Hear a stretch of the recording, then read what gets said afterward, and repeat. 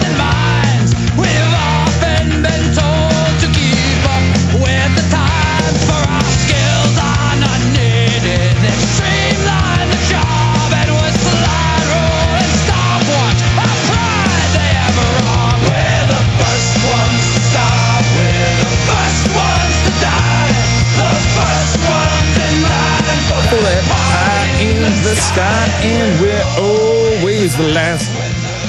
You see, they always beta test on the populace. They always use the populace as a means to an end. They don't care about you. They want you to fight in wars. They want you to take the vaccines. They want you to eat the GMO food. They want you to be a dumbed down slave. They want you to take this cyberbullying act. Because again, America has really been, we're soft, folks. We're really, really soft. We're getting rid of dodgeball. We're saying we can't hurt anybody's feelings. No feelings can be hurt. We might kill someone on the internet. Section 2, subsection 6, 60% of mental health professionals who responded to the survey of internet mental health issues report having treated at least one patient with problematic internet experiences in the previous 5 years. Problematic internet experiences, it's called life. Everything doesn't go your way, big boy. Throw on the big boy pants and be a man. Wipe away the tears and stop crying. 54%. Oh no. I mean, they need to be treated with internet problems. 54% of these clients were 18 years of age or younger. Okay, so they're under 18. Listen, just because you're under 18 doesn't make you an invalid. It doesn't make you less of a human being. It just makes you a young person. Okay, this cyberbullying act is so outlandish. We need to just stop it where it lies. It's H.R. 1966, and let people know this is not acceptable in any way, shape, or form. I'm going to take a couple calls, and then we're going to play a news clip of the young girl, the 17-year-old girl who was arrested for cursing at a 911 officer. Oh, no. She cursed at her lordship over the phone? Oh, my. Throw her in the brig. How dare she use foul language? You know what? Let's not even bother throwing her in the brig. Let's just, flog her to death, and then maybe we'll guillotine her. We'll do it in the town square, and we'll all... Come on! You arrest a girl who's trying to save a life over 911 because she's excited and uses a curse word? Folks, that really intertwines. Did we play that Scientology clip ever yesterday? Did we ever get to play it? Remember that? We didn't play it, did we? We're going to play that, too, in this segment. These people walk up and try to protest the Scientologists. Nope, you can't walk on a sidewalk. Get out of here. Arrested. It really just... It shows the thug boot mentality of these people. Hopefully they'll be able to pull that one up as well. But we'll go to that 17-year-old clip after a couple calls. Let's go to Jamie in Texas. Jamie, you're on the line. Hey, Jason. How you doing? Good, man. Just from my family to yours, we appreciate what you and Alex are doing. And, well, thank you, man.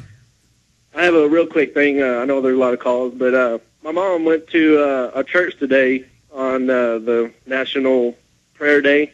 Mm-hmm. They had a little thing from 12 to 1. She said that it was a really good service. They were up to date on a lot of bills being passed, like the hate crime bill stuff and everything. And after the service, my mom confronted the pastor there, and she asked him if he had heard about the Obama deception. He said no. And so she asked him if he would like a copy, and he said yes, so he took a copy. After that, she got into him on the FEMA camps, asked him if he had about the FEMA camps. He said no. And she said, well, it's FEMA camps are to detain U.S. citizens and whatever. And right then, when she said that, his whole demeanor changed, and didn't even, listen to anything else. He just walked away. Didn't say nothing. He just walked away. Sounds like your pastor may be a part of the clergy response team and on the federale payroll. Yeah, she, just to make it short, as they were walking out, he's greeting them bye, and thank you for coming and whatnot. And she, as she was approaching him, he turned away and ignored her. And so she patted him on the back and said, thank you for having me, and she walked out. Well, hopefully he checks this out, and let's hope he's not a member of the clergy response team. But we have to be responsible adults, act like adults, not children, and find out for sure. I applaud your mother. Give me an update, see what he says about the movie, and see what he says about the clergy response team documents that we can readily get him. I thank you for the call, Jamie. Let's go to Bobby in Tennessee. Bobby, you're on the line. Yes, sir. Hey, Jason, what's up, man?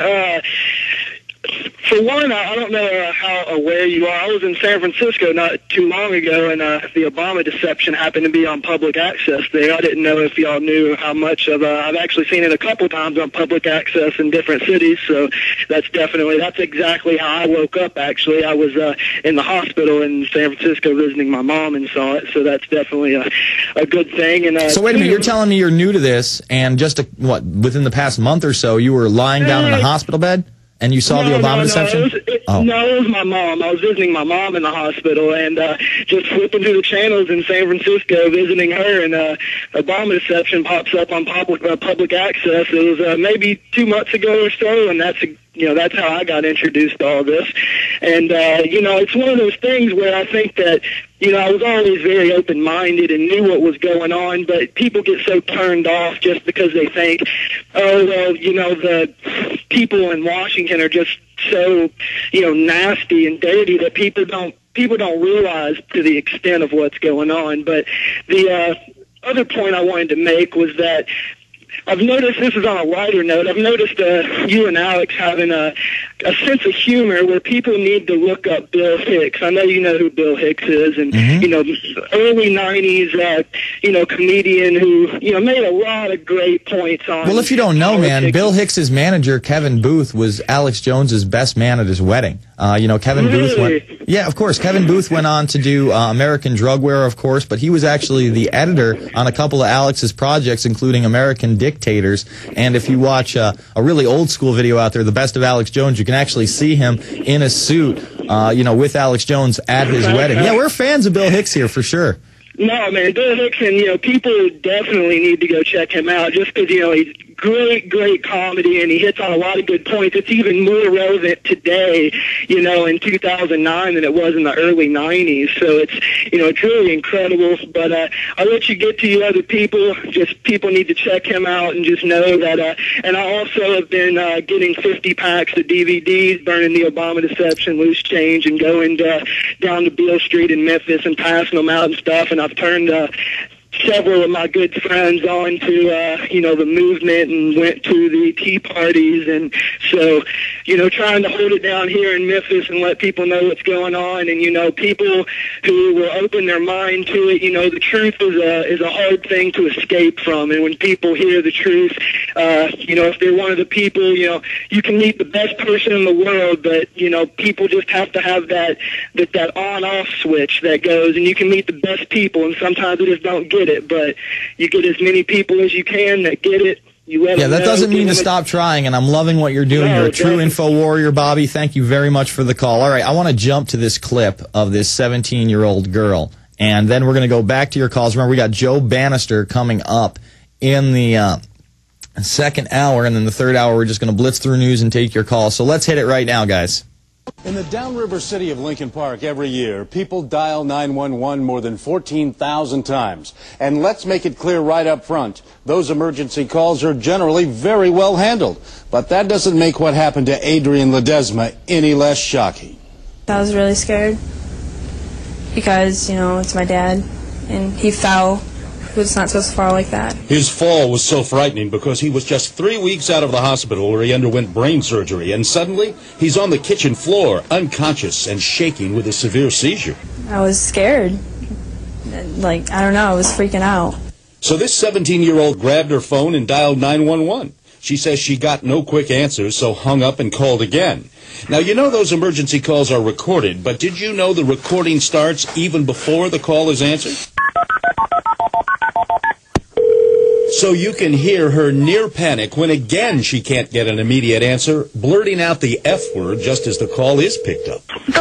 911. I need an ambulance at 5 Hartward. But the Lincoln Park cop who takes the call admonishes her and only makes her more frantic. Well, okay, first of all, you don't need to swear over 911. Okay. And slow down. Ambulance. You haven't had a chance to tell him how serious this is, right? And he's already hung up the phone. Well, I thought my